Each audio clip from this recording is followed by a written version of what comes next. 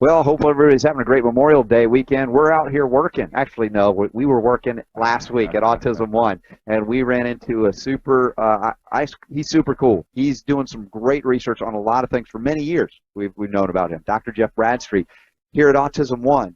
He revealed some research related to something we've been covering a lot lately, the cannabidiol, the CBD. Endocannabinoid system. These things are so exciting. It's like the neglected system of the 20th century. Halfway through, they said, oh, it doesn't exist. You can't have anything for it. And now suddenly there's a resurgence. And Dr. Jeff Bradstreet is right at the center of it, apparently. And I appreciate you being on with us. Great to be with you, Robert. Yeah. So, what did you present at Autism One? How do we access it for a lay audience as well as the doctors that listen? It's kind of a mix here. Yeah. What we tried to link up for people was, is there a system that serves as the nexus of these complex gut immune brain dysfunctions? And it doesn't apply just to autism. It applies to obesity, cardiovascular disease, premature neurodegenerative disorders. All kind of link into that same system. So. For years, we've been researching the immune system and publishing on that. We couldn't ever find the key immune triggering system that had the potency to do the kind of crazy things that we see with autism. As an example, how does a child eat a single goldfish cracker and go psycho? I mean, literally psychotic behavior for 2 days. What mechanism is behind that? You can't explain it by allergy. It's just insufficient as a reactant. So the only system that really has that kind of clout in the human body is the endocannabinoid system, which is there naturally, not for marijuana's sake. It's there to regulate. So the endocannabinoids are in the body, that whole system, to essentially surveil on a constant basis. The brain is looking to see what is the environment bringing. Well, when you say everything else. When you say this is the system that could do that could be involved in that mechanism of action, that means it can't be just in one place, right? It's got to be in a few other, but maybe it could be a little bit everywhere. Where do you find this? So the cannabinoid system in the body kind of breaks down. Currently, we know about 2 major receptors called CB1, cannabinoid 1, and cannabinoid 2. CB1 is largely neurological, although it can be pro-inflammatory. So it tends to rest primarily within the neurological system, but it crosstalks in a variety of different ways. As an example, CB1, improperly regulated, leads to obesity and inflammation. CB2 is largely anti-inflammatory, and CB2 doesn't possess any psychoactive properties, unlike CB1, which is kind of the get high sort of where the THC, the active psychotropic component of marijuana, actually interacts with the brain. So CB2 is anti-inflammatory and really incredible. However, there are cannabinoids within natural occurring plants that don't interact with either CB1 or CB2. They interact with the nucleus of the cell and regulate transcription. Whoa. So they change the DNA message to say less inflammation, more calm, less anxiety, and those things are incredibly important. You know, the cannabinoid system is not something we've heard all the years that I've been doing broadcast radio, interviewing doctors and researching. You know, you'd hear reference occasionally, but boy, oh boy, suddenly it is on the radar. Do you recall, was this a normal part of the curricula in med school? Yeah, this is the verboten part of the curriculum in med school. So I did a survey of 20 colleagues. So I just sent out an email to 20 of my close colleagues, and I said, what do you know about the endocannabinoid system? And every one of them came back with zip. I don't know anything about it. I don't know what it is. I don't know what it does. Wasn't that in Star Wars, the endocannabinoid system? Yeah, I think that's the way you actually made it through the planet. Yes, yeah. To get to the other side through the endocannabinoid system. So the cool thing actually about this entire complex regulatory pathway is, despite all of the nonsense in the U.S. with the regulatory chaos, where we can't tell as physicians what the DEA, the FDA, the states really want us to do and what's appropriate. So all of that has created massive confusion here in the U.S., and it's delayed research by decades. But the United States is not the only nation that's doing intensive research. Spain has produced some tremendous work with the endocannabinoids. Germany, even at the Max Planck Institute, which is one of the highest rated neuroscience institutes in the world, has done extensive research on the endocannabinoid system. So a lot of really amazing things are taking place on a day-to-day basis that are important to all of us, Yes. and equally important to those with special needs. So you've got the autistic population, the Alzheimer's population, Parkinson's. There's research coming out in all of those areas. I'm happy to be a part of the autism-related endocannabinoid research. I'm happy that you're here discussing it. Can you stick around for one more segment? Absolutely. All right. You mentioned CB2 receptor, CB1. Were we talking receptors or actual cannabinoids? Yeah, so here's how it works. You have the receptors on your cell surface, and your systems are looking for ligands, which are things that will plug in or attach. They get the name ligands. So these are fatty acid type substances that are prevalent in your diet. Your gut bacteria make them for you. They change based on the content of the food that you eat. So those endocannabinoids have ligands. Those are various chemical fatty acid substances that attach to them. And with that, things change on the inside of the cell. Either anxiety goes down or anxiety goes up. Right. Either sleeplessness improves or sleeplessness comes in as a problem. It really depends on the status of those various receptors. And sure, and that means that the same cannabinoid could have a different impact in a different person depending on what that person's makeup is at the time? So kind of think about it as like a thermostat. So we have thermostat wars in my office, okay? Yes. So we have people who like the thermostat hot and people who like the thermostat cold, and we fight back and forth all the time.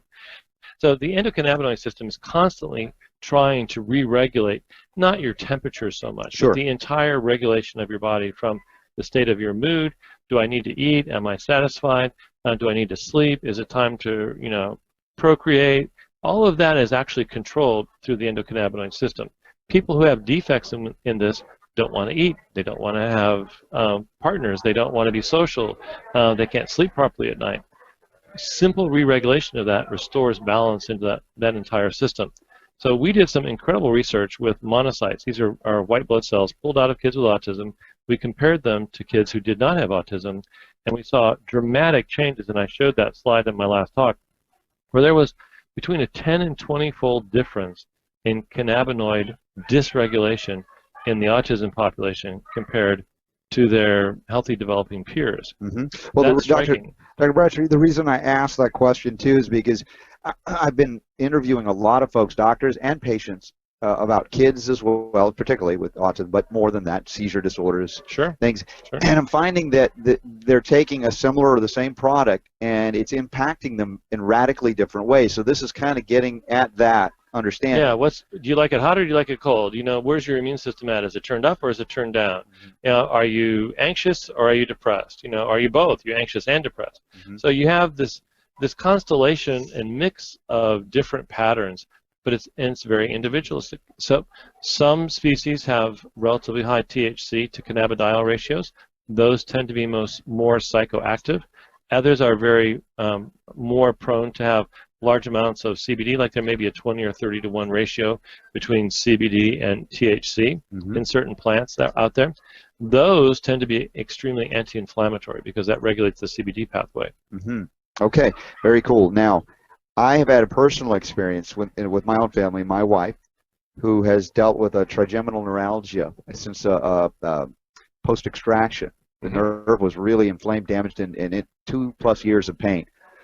Everything we know holistically could do little. Even the heavy narcotics, which we are not fans of, she tried because there was desperation. We know the danger, but it didn't work.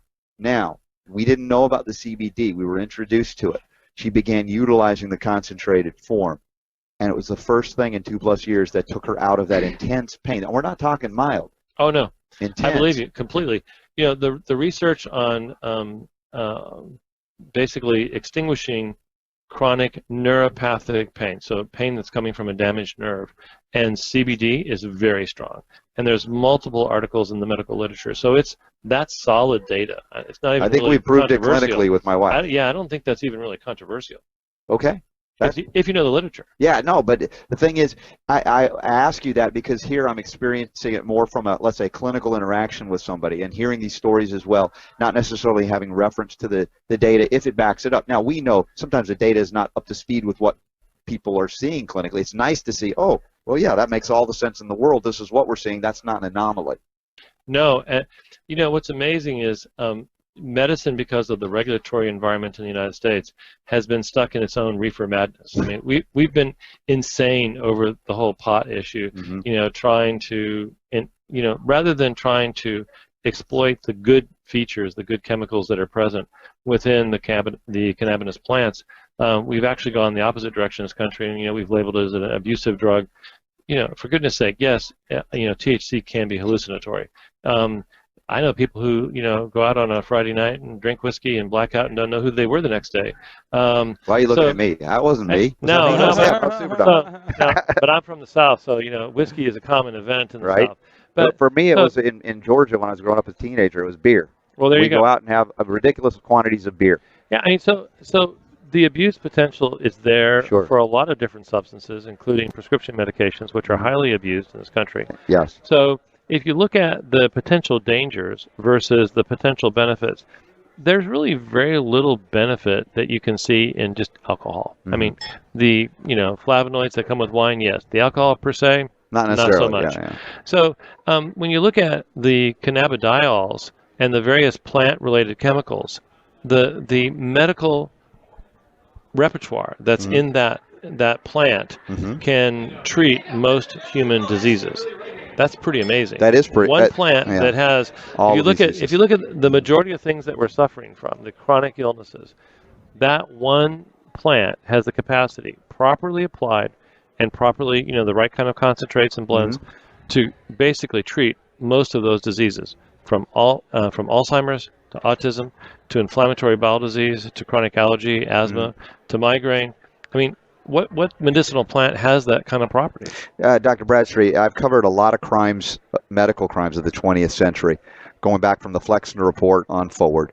This perhaps may be one of the biggest of the biggies, the banning of this plant in particular, because of how it nourishes a system that we've neglected for 50, 60 years at this point. Yeah, I heard a rumor, and I don't know if it's true, but the rumor goes like this, that way back when, 20s and 30s, hemp was viewed as such a renewable, non-destructive source of paper that the tree industry got very worried, because it takes a lot longer to grow a tree than it does to grow a hemp plant.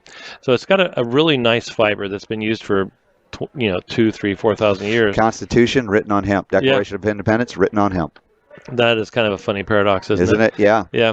Anyway, so... In fact, we cover the history of what you're bringing up in Unlock the Power to Heal, the William Randolph Hearst newspaper empire. Stuff. It's real. It's documented. That is really part of what happened. Yeah. So that rumor apparently has some legs with it, and it's kind of interesting. But so we wound up with all of that sort of created dysfunction within the medical industry, which got then legislated into this is a crazy evil drug that you're going to go wild and destroy your families with, which there are some downsides to abuse of marijuana for sure.